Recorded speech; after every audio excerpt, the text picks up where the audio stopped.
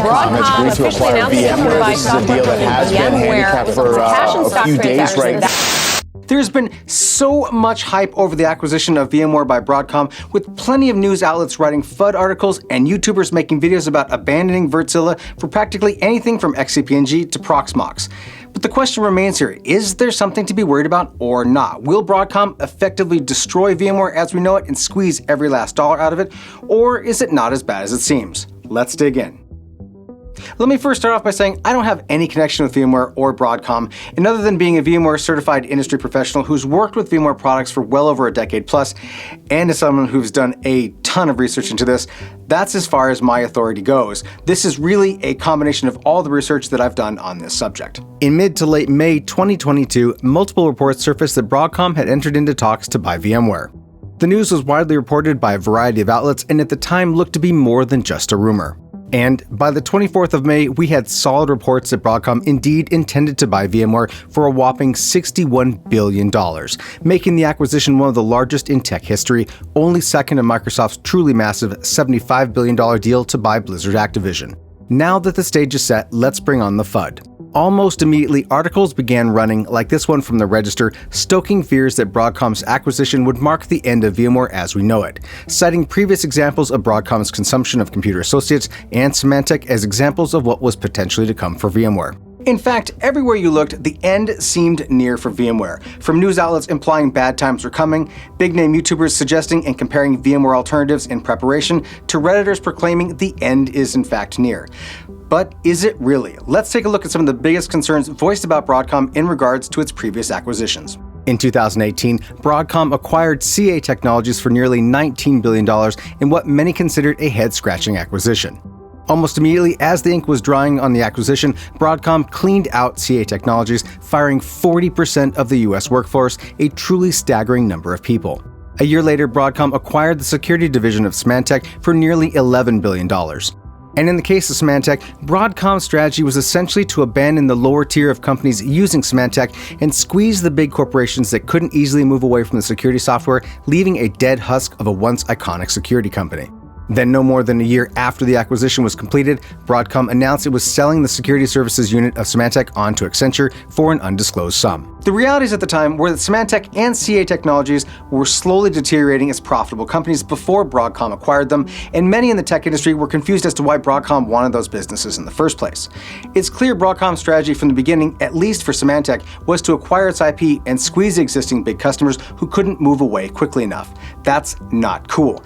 But is that what's going to happen to VMware? On June 22, 2022, in a blog post titled Broadcom and VMware Planning for the Next Generation of Infrastructure Software, Tom Krause, the president of Broadcom Software Group, provided a glimpse into the proposed future to come, stating, quote, VMware is an iconic software company with a vibrant ecosystem, including hyperscalers, system integrators, and channel partners. We don't want to change any of that, and in fact, we want to embrace those relationships. We have tremendous respect for what VMware has built, supported by a skilled team of engineering talent. It is for all of these reasons and more that we've committed to rebrand Broadcom Software Group as VMware. Based on the blog post at least, it looks like Broadcom isn't interested in going the same route as they did with Symantec, especially when you consider they're integrating Vertzilla into the Broadcom Software Group and rebranding that group VMware. I think it's also important to note that CA Technologies and Symantec, when compared to VMware as businesses, aren't apples to apples, so assuming the former would be the latter is a bit premature.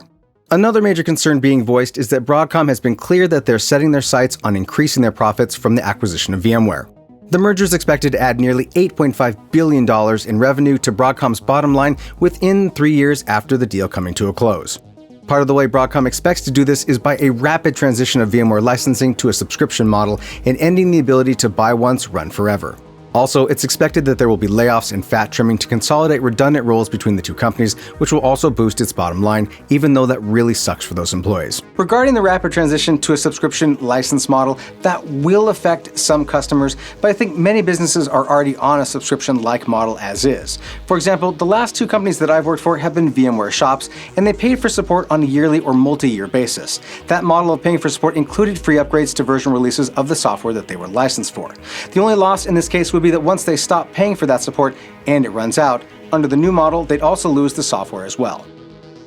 Where does that leave us? Clearly things are going to change for VMware and all of us as customers. I suspect that because VMware is the 800-pound gorilla in the virtualization market with nearly a 77% market share, it's not going anywhere, and that hopefully this acquisition strengthens both companies.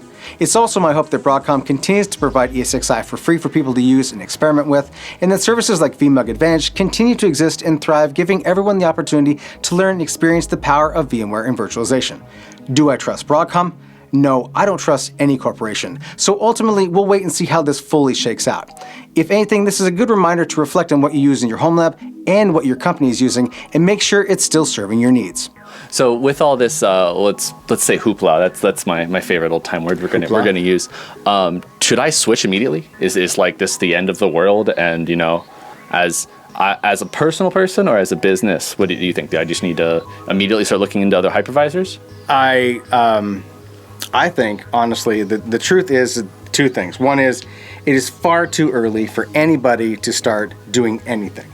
That's one. Two, after doing all of the research that I've done, I don't believe that there's any real factual evidence to prove that Broadcom is going to do anything bad to VMware.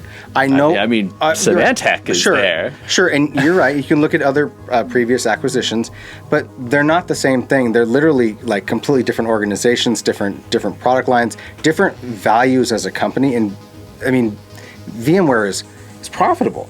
Mm-hmm. VMware is, like I said in one of the statistics, like 77% of the market share for all of virtualization. I can't imagine a scenario where Broadcom would be like, you know what, I'm just going to take that and bury it. Because it doesn't make good business sense. And honestly, you have to assume that in the end, Broadcom is a business and it exists to make money.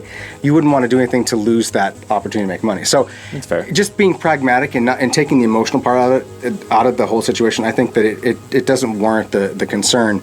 I think it's just an opportunity for people to have something to talk about. So then what does a home labber do? Do you think vMug is going to stay the same? God, I hope so. Do you think, because I know we're a minority in terms of people who use VMware for home lab. Sure sounds like it on YouTube. Try it out, guys. You'll love it.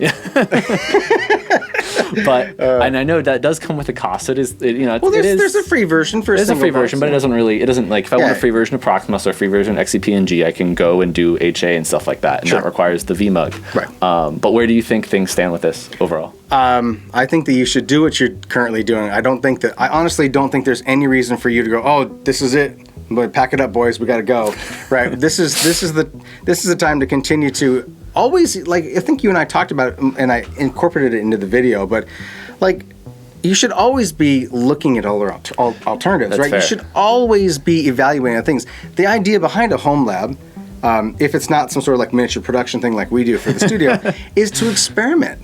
Yeah. Right. So experiment. You should experiment your heart out. I think you'll find that VMware is superior, at least in the virtualization aspect of it.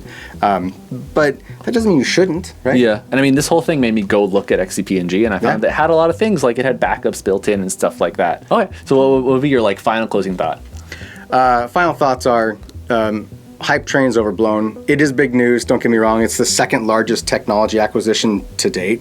Like, 10 years from now when this video is old, it'll be like, oh, remember when they used to be only 61 billion? So it's a big deal. It does a lot of things. The thing that I don't like about it anytime I see this stuff is that CNBC and the Register and all these people talking about this stuff, they talk about the macro aspect of it, but there's always people behind it.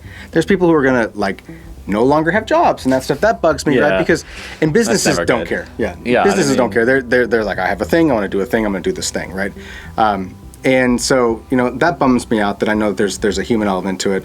But otherwise, from like an actual technology perspective, I don't think that people need to run to the hills and start changing their world, because if I'm wrong, come back. In a year from now, you know what you saw it here. You come back and you tell me I'm wrong. Just put the word wrong in the comment, not after watching this, but like in a few years, people. You can't just go down and say wrong now. And now it's your turn. I want to know what you think.